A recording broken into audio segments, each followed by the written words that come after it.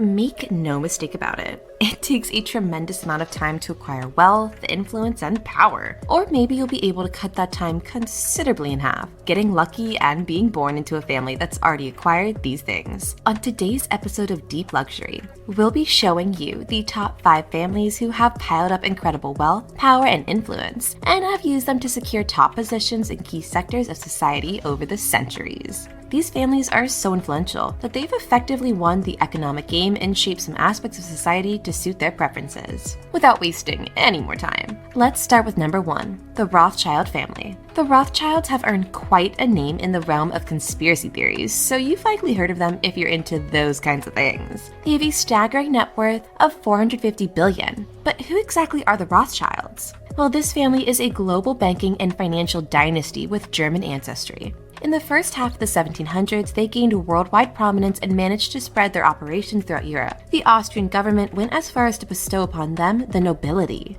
The Rothschild family's rise to dominance can be traced back to Mayer Rothschild, who was so impressed by his son's financial prowess that he plugged all 5 of them in major European financial centers. They seized the opportunity presented by the expansion of Europe's industrial economy to establish themselves as a global oligopoly in trading oil and metals. At their peak, the Rothschilds were so powerful that they could even lend money to countries. They provided the Bank of England with sufficient funds in 1825 to prevent a crisis in market liquidity. France received aid following its defeat at Prussia's hands, and Britain received a £4 million loan after asking for it just hours before. Giving away a lot of art to charity and avoiding other demonstrations of wealth, the family has become more of a low-key financial superpower in recent years, most notably following their surrealist party in the 1970s, which still gives us the heebie-jeebies to this day. Without question, the Rothschild family is compelling, prominent, and mysterious, which is why there are so many conspiracy theories out there about them. Next up at number 2 is the House of Windsor. One of the world's most recognizable and influential royal families, they have descendants throughout Europe, which has an undeniable impact felt across the globe. Prince William and Kate Middleton's 3 children, George, Charlotte, and Louis,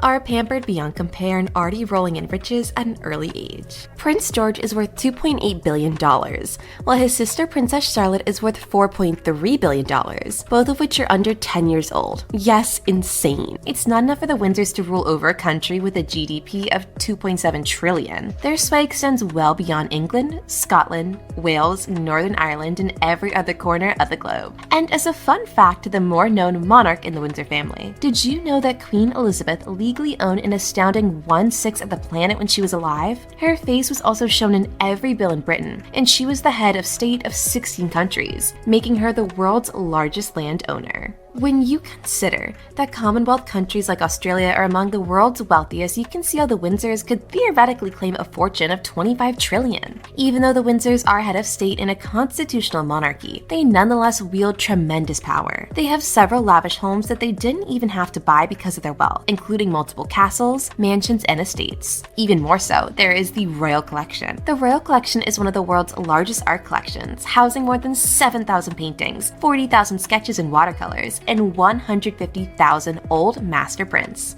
They've got endless photographs, tapestries, and the crown jewels, being worth $4 billion. Some of their holdings include Kensington Palace, which is believed to be worth $630 million, and Buckingham Palace being valued at $4.9 billion. Third on our list is the Koch family. This family is an oil tycoon dynasty that has significantly influenced American business and politics, and is currently worth an estimated $100 billion. Wood River Oil and Refining Company changed its name to Koch Industries to honor Fred Koch, who joined the company in its early days. His 2 sons, David Koch and Charles Koch, eventually ran the company. They were known as the Koch brothers. With their family name sounding quite similar to the popular soft drink Coke, they became the target of endless jokes among the public. That was until 2018 when David passed away at the age of 79. Now, to give you an idea as to why the Koch family earns its way in this list, consider that Koch Industries is the 6th largest firm in the world and the 2nd largest privately held company in the United States, accumulating an annual revenue of over $115 billion. To add, Koch Industries is not only prosperous but also highly productive. Their vast network of subsidiaries and recent acquisitions have allowed them to become a one-stop shop. These acquisitions have proven to be very wise on their part. Georgia Pacific, one of the world's largest paper manufacturers and distributors, was purchased by them for $22.5 billion, and many other well-known brand names such as Brawny, Angelsoft, and Vanity Fair, companies of which they've utilized their products for their own household. They also assisted the United States National Guard after spending $7.5 billion to acquire Molex, a manufacturer of electronic components. They are extremely rich, as you can obviously see, yet they use only a tiny portion of their income to influence politics as they see fit in the country. It turns out that neither nobility nor high rank is required to have some politicians speak your language. The Koch family has a deep interest in the real estate market as well. They spent a ton of money on a 63-story, 4,000-room hotel and casino on the Las Vegas Strip. They're looking to increase their hotel and hospitality holdings so that they could fill up as many properties as they can on the Monopoly board. Next at number 4 on the list is the Walton family. With a net worth of $169.7 billion, their fortune is more than many countries' GDP, yet it's not discussed in many circles. The founder, Sam Walton, established Walmart in 1962. Over the course of history, it expanded into the largest firm in the world in terms of revenue, earning over $540 billion and making the Waltons the wealthiest family in the United States. Wondering just how powerful Walmart's existence is? Well, the mere presence of it in a town is enough to wipe out any local competition. Within a few short years after a Walmart shop is built in a small town, almost half of the town's retail trade will most likely vanish. Since Walmart offers such low pricing and a vast selection of products, the sheer number of its customers is absurd. It's enjoyed by a wide variety of folks and is regularly used by almost 220 million people. The Walton family, however, can point to another successful business they started, Sam's Club. It was a warehouse club chain that carried various everyday items and food, operating 600 warehouses which brought in $57 billion in revenue.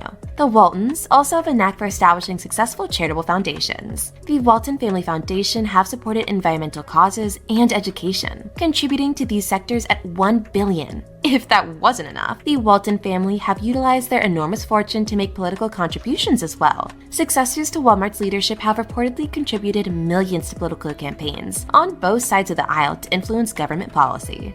Number 5, we have the Morgan family. The most well-known member of the Morgan family, John Pierpont Morgan, began the family's rise to global prominence in the late 19th century. Like his father before him, J.P. Morgan became involved in the financial sector and rose to fame as a prominent banker. J.P. Morgan & Co., one of the most influential banks in the United States, wasn't the first to reach $1 billion in revenue because of its banking expertise alone, despite the company's eventual immortalization. He shifted his focus to the steel business in the late 1890s. By working with the president of Carnegie Steel, he bought the company for $480 million, which is more than the entire federal budget of the US at the time. By merging his steel enterprises in 1901, J.P. Morgan created US Steel, a $1.4 billion behemoth that propelled him to the top of the banking sector and the railroad industry. 60% of the steel industry was also under his control. He served on the boards of directors of no less than 48 different companies. Naturally, this gave the Morgan family tremendous leverage in international politics and the economy.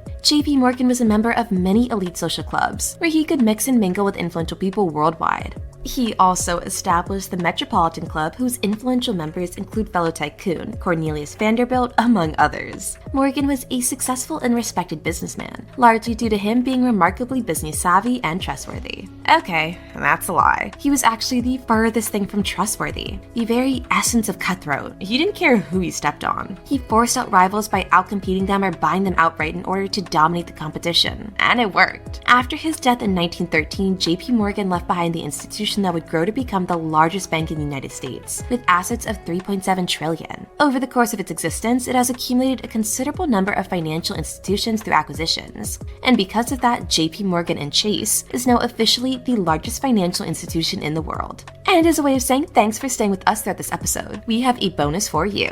Number 6, the Rockefeller family. John D. Rockefeller's name has always been linked to large sums of money, and it was said that the Rockefellers' peak fortune was worth $318.3 billion today. Yeah, John D. Rockefeller, the founder of Standard Oil, was more than 3 times as wealthy as Microsoft's current co-founder, Bill Gates. But let's dive deeper into this family's humble beginnings. During the late 1800s, the oil sector had experienced several booms and busts that caused price disputes among among refiners. But Rockefeller wanted to control the volatile oil market to increase his profits. So he formed a secret railroad refiner collaboration in 1871. They cooperated to regulate freight costs and oil prices. Railroads withdrew, ending the deal. Rockefeller threatened more than 20 Cleveland refiners to sell to Standard Oil at low prices before this arrangement. The company controlled 25% of U.S. oil after the Cleveland Massacre in March 1872. After his efforts in generating profit for Standard Oil succeeded, the company became the first global industrial monopoly in 1880, where it controlled 90% of U.S. oil refining. But the company breached its Ohio charter by operating beyond the state, resulting in Rockefeller and his friends having to move Standard Oil from Cleveland to New York City and creating a trust business organization. In 1908, the government proved that the Standard Oil Trust was partaking in illegal measures, and later on, the Supreme Court decided to break up the Standard Oil Trust to increase oil industry competition. The government gave Standard Oil owners fractional shares in all 34 firms, and they became independent oil businesses. Yet with all those allegations, the Rockefeller family still had the winning hand, because by 1913 they owned 25% of each new company and was valued at $900 million. Meanwhile, despite the scandals, the Rockefeller family were quite dedicated to contributing to academia. After funding the University of Chicago, John established the Rockefeller Institute for Medical Research to advance studies into the causes and treatments of illness, and since then, it has given rise to numerous procedures that have revolutionized biochemistry and medicine, such as those used to combat pneumonia and spinal meningitis. In 1902, John also helped in establishing the General Education Board, whose mission was to promote higher education in the United States, regardless of race, sex, or creed. The Rockefeller Foundation, which John founded in 1913 to further the welfare of people everywhere, followed. It gave millions to various causes, including those related to learning, health, the arts, and social science. By the time of his death in 2017, John's 101-year-old grandson David was the world's oldest billionaire, leaving the majority of his fortune to charity in his will. And as of today, there are currently about 70 heirs to the Rockefeller fortune. Okay, we're curious. Which of these families do you think is the most influential in your opinion? Make sure to share your pick in the comments below, and we'll be more than happy to join in on the conversation. If you liked this video, go ahead and give this one a thumbs up, and while you're at it, subscribe to the channel so you don't miss out on the latest luxury news. Yup, scandals and conspiracy theories included. Thanks for watching.